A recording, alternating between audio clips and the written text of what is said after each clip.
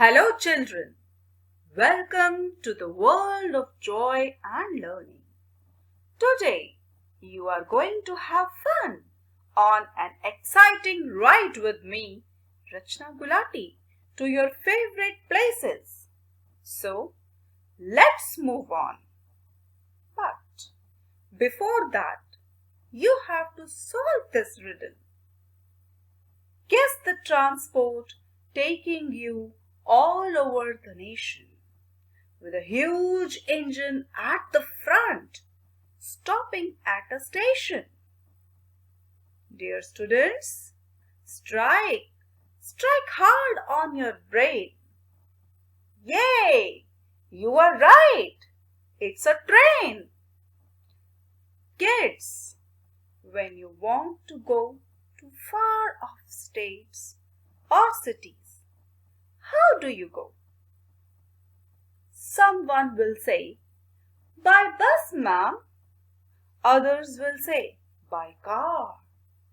And here are those whose choice is by train. Excellent choice, I must say. Longest in size and every child's fascinating means of transport is, of course, a train. So, without much ado, let's start our ride now and sing with me.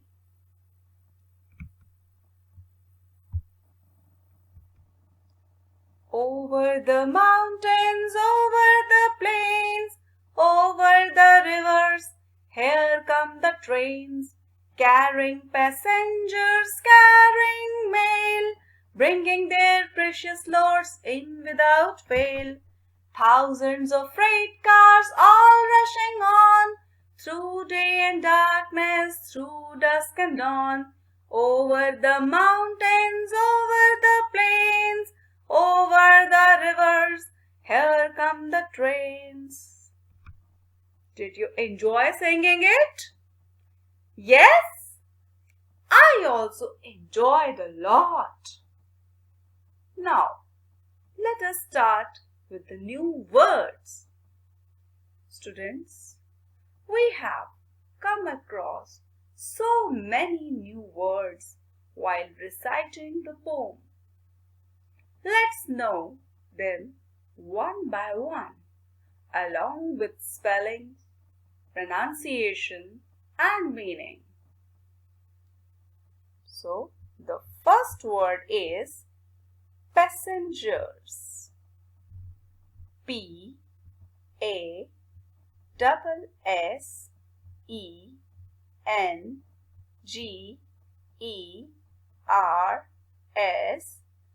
Passengers. When we travel from one place to another by bus, train, or taxi, then we are also passengers.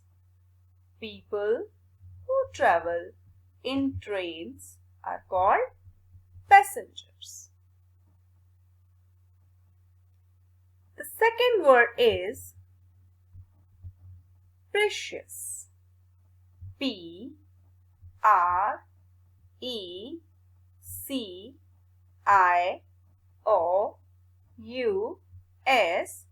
precious, which means of great value.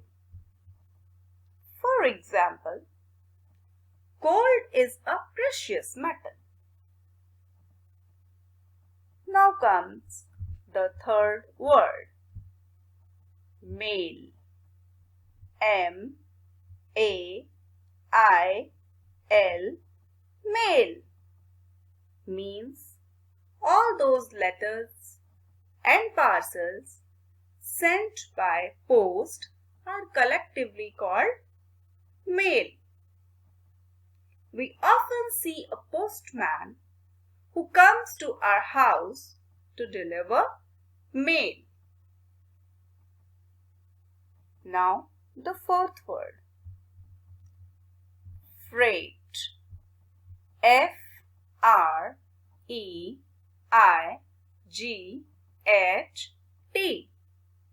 Freight. A wheeled container for goods and cargo is called freight. Students, there are so many wheeled containers attached to an engine for carrying goods and cargo, for carrying loads, and for carrying many other things.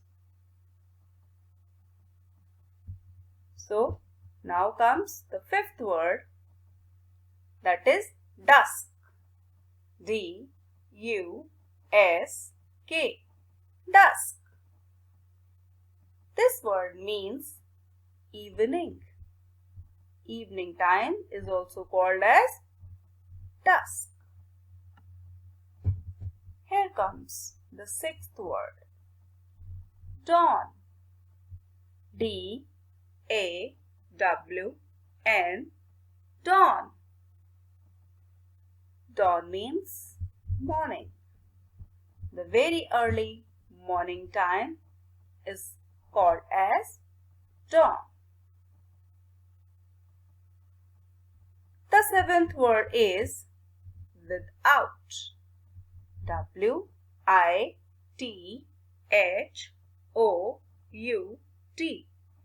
Without. Without means in absence of. So, dear students, when something or someone is not present, then we say that we are without that thing or person. Now comes the eighth and the last word, fail.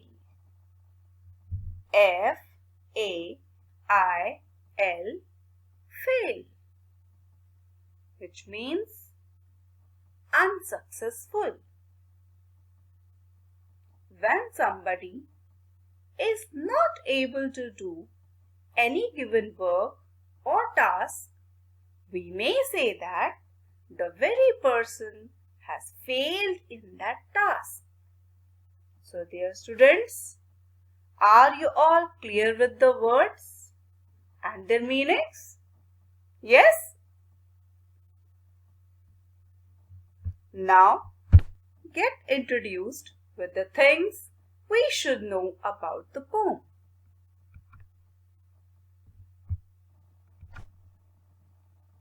Today, we will read and enjoy the poem Train, composed beautifully by James S. Tippett. Dear children, where do you see trains?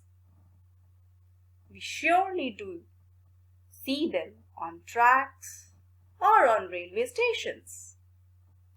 Out of the three main modes of transport, that is, land transport, air transport, and water transport, trains are very important means of land transport in India. India has a large network of trains. You know, trains are very useful for us. Trains make the nation progress fast. If a nation is developed, then there must be an important role of railways behind it. The country must have a good network of railways to do progress rapidly. So, do you want to know how? Let's proceed. Over the mountains, over the plains, over the rivers, here come the trains. So, dear students, in this stanza, the poet says that the trains move over the mountains, plains, and rivers through their track. That means no mountain or river or type of landform can stop a train. It crosses that without any difficulty. Carrying passengers, carrying mail, bringing their precious loads in without fail. Dear kids, when the train moves on, it carries along so many passengers along with it who want to go to far off places, their destinations. It also carries mail and other precious loads or things, and that too without failing. That means it keeps on performing its functions without any difficulty. Thousands of freight cars all rushing on through day and darkness, through dusk and dawn. Here, in this stanza, the poet wants to say that whether it is daytime or nighttime, or even early morning or evening time, thousands of freight cars, not one or two, but so many in number, they keep on rushing, moving, and bringing us the essential things we need. Thus, they help one and all. So once again, over the mountains, over the plains, over the rivers, here come the trains. So dear students, this is all with the meaning of the poem. Let us now continue with the summary of the poem. The poem Trains is composed by James S. Tippett, in which the poet expresses the usefulness of trains in our lives. The trains help people in reaching their destinations. They carry important mails and goods from one place to another. They cross mountains, plains, and rivers through railway tracks. The trains carry thousands of freight cars and run day and night. They hardly fail to perform their functions. So, my dear students, I hope that this lovely poem is now all yours. You must be having a very clear picture of it in your mind. Now, we will start with some interesting activities you would surely love to do. The first activity is identify the means of transport by arranging the jumbled words. You can see that there are some fantastic pictures of different means of transport. Under each picture, the name of that means of transport is in jumbled form. Unjumble it to know its correct name. You are given a few minutes to solve this, and your time starts now.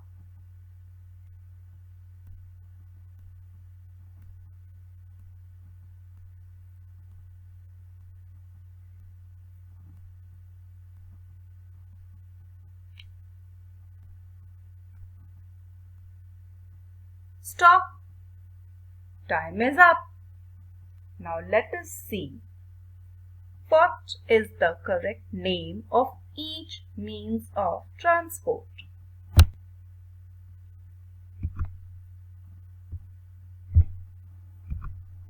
students, you can see the first picture is of scooter. All of us have taken a ride on it.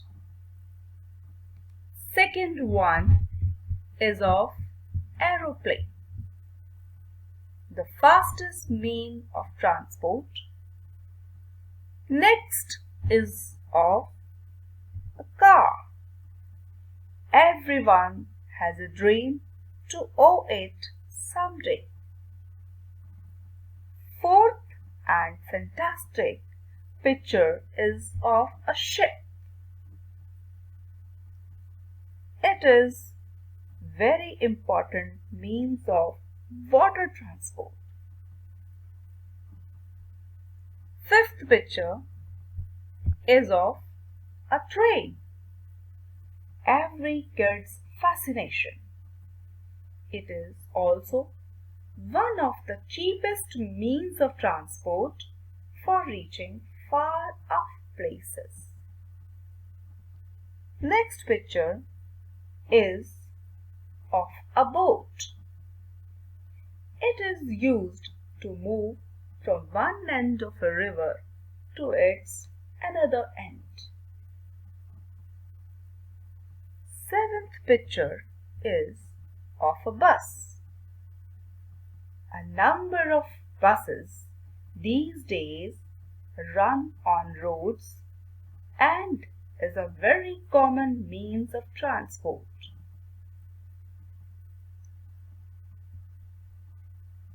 Here, this is a picture of a helicopter. One more fantastic means of air transport. So students, feeling good? All the students have done very well. Let us do another activity with great energy. So, be ready.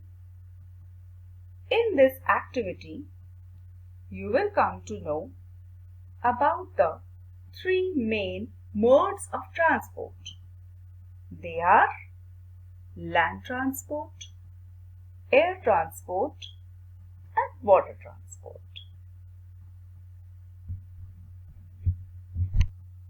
You are given some more means of transport. Now, read along with me all of them one by one and think to which mode they belong. Then, finally, put them under the right box. Let us start. Car, bus, aeroplane, ship, scooter, submarine,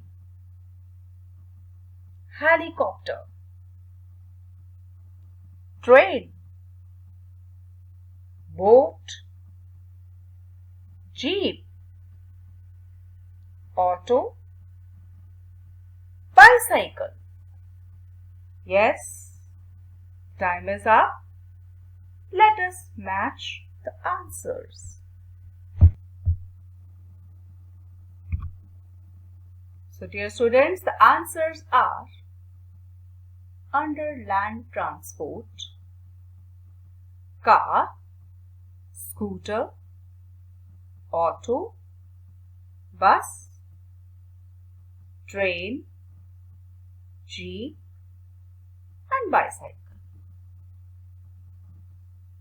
Under the head air transport, we have only two means of transport, and they are aeroplane and helicopter. And under third mode of transport, that is water transport, we have boat, ship and submarine. You all have done an excellent job. We know that a train keeps on moving till it reaches its destination. So do we. Let's move on. And here comes one more activity.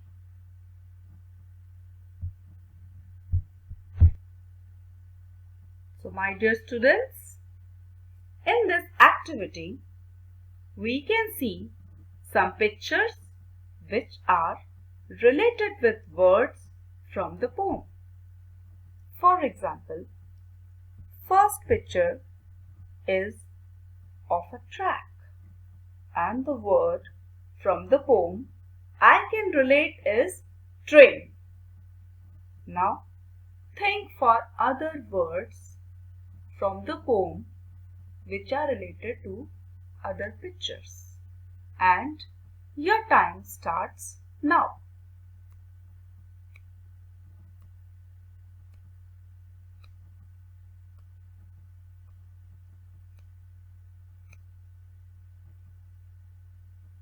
Time up. So, I hope you all have found out those words. Let us see the answers. So, as told, first word is trains. The second picture, which is of a letter box, is related to the word mail. Third picture is related to the word dawn. Fourth picture is of freight cars. Fifth picture is of mountains. Sixth picture is of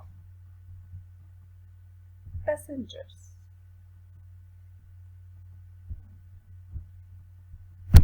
Very good. All of you have done a great job. Now, let us see what is next. So, dear students, this activity has some statements. We have to choose whether the given statement is true or false based on the poem Trains which we have read. So, first sentence is the trains run in the sky. Think in your mind whether it is true or false. Second is the trains carry passengers, mail and cargo. Third sentence is the trains run only during the daytime. Fourth sentence, the trains never fail to bring their precious load. And the last sentence is, the poem tells us about the usefulness of trains. So you might have written all the answers. Let us see whether they are right or not. So first sentence, the trains run on the sky is a false statement. Second statement, the trains carry passengers, mail and cargo is a true statement. The third sentence, the trains run only during the daytime is a false one. Fourth statement, the trains never fail to bring their precious load is again a true statement. And the last sentence, the poem tells us about the usefulness of trains is also a true statement. So dear students, So, dear students, hope you are enjoying all these activities. Now, let's move on to the next station of this poem train. This activity is full of fun and joy. This activity is learning to speak. Students, speak along with me the following pair of words aloud. Mail, fail. Dawn, lawn. Planes, trains. Such pair of words are called rhyming words. The words which sound similar. Now, dear students, find and write more pairs of rhyming words. Isn't this activity very interesting? I find it very interesting. So do you. So students,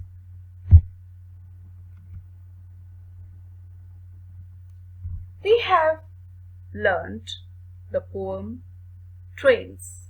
Now, we would like to recite and enjoy one more poem, that is Clouds. This activity is learning to listen. Here, in this poem, the poet has called all the clouds as sheep.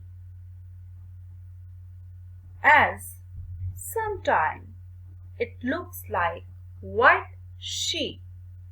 Just listen to this poem and enjoy reciting along with me.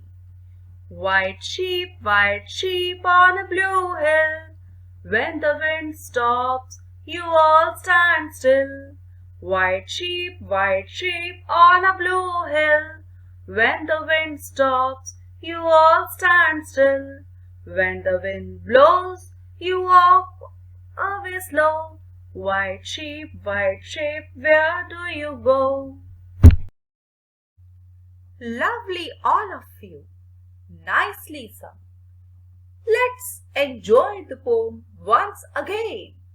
White sheep on a blue hill. When the wind stops, you all stand still.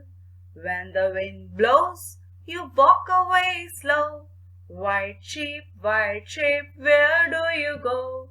White sheep, where do you go?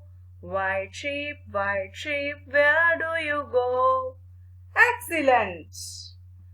So students, from now onwards, whenever you will travel by train, you will automatically sing this poem with your siblings. Over the mountains, over the plains. Hope you enjoyed today's session up to your fullest. Keep on humming till we meet again with a new and joyful session. Till then, it is Rachna Gulati saying goodbye to you all and thanks a bunch.